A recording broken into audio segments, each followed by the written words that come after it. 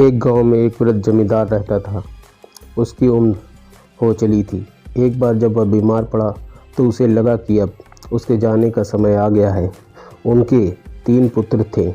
उसने तीनों पुत्र को अपने पास बुलवाया।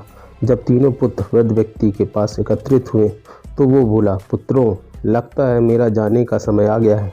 मैंने तुम्हें एक बात बताने के लिए अपने पास बुलाया है। जब मैं मर जाऊं तो तुम लोग मेरे पलंग के नीचे की ज़मीन खोद लेना, वहाँ तुम तीनों के लिए कुछ है। इतना कहने के बाद वृद्ध व्यक्ति की मृत्यु हो गई। उसका अंतिम संस्कार करने के बाद तीनों पुत्रों ने उनके कहे अनुसार उसके पलंग के नीचे की ज़मीन खुदाई की। खुदाई में उन्हें 3 कटोरे मिले जो एक के ऊपर एक रखे हुए थे। पहले कटोरे में मिट्टी थी, दूसरे में सूखा हुआ गाय का गोबर और तीसरे में तिनके रखे हुए थे। साथ ही उन्हें 10 सोने के सिक्के भी मिले।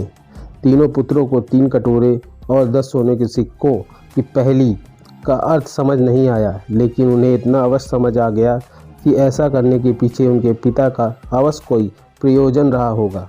इस पहेली को सुलझाने के लिए तीनों ने तेनालीरामा के पास जाने का निश्चय किया।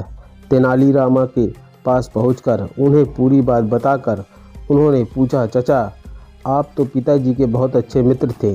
क्या मृत्यु के पूर्व पिताजी ने इस बारे में आपसे कोई चर्चा की थी? नहीं तो, तेनालीरामा ने उत्तर दिया। किंतु तुम्हारे पिताजी पहेलियाँ के बहुत शौकीन थे, इसलिए शायद वे पहेली में अपनी बात कह गए हैं। मुझे थोड़ी देर सोचने दो, हो सकता है मैं इस पहेली को बूझ लूँ। तीनों लड़के शांति से तेनालीरामा के पास बैठ गए और तेनालीरामा सोचने में डूब गए। कुछ देर बाद तेनालीराम की आंखें खुशी से चमक उठी और वह बोले, मुझे पता चल गया कि इस पहेली का क्या अर्थ है।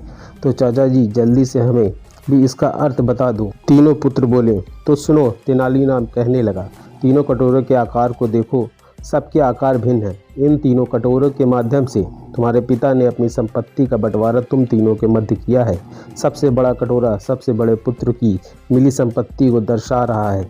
उसमें मिट्टी भरी है, अर्थात तुम्हारे पिता के सारे खेत सबसे बड़े पुत्र को मिलेंगे। दूसरा कटोरा मंझले पुत्र को मिली संपत्ति को दर्शा रहा है।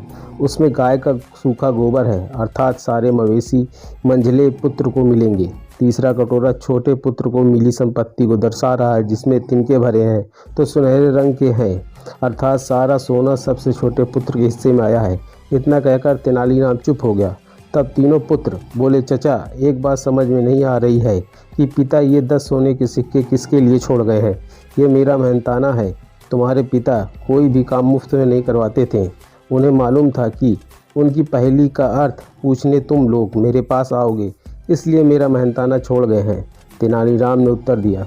तीनों पुत्रों को अपने पिता की पहेली का उत्तर मिल चुका था। उन्होंने तेनालीराम को 10 सोने के सिक्के दिए और लौट गए।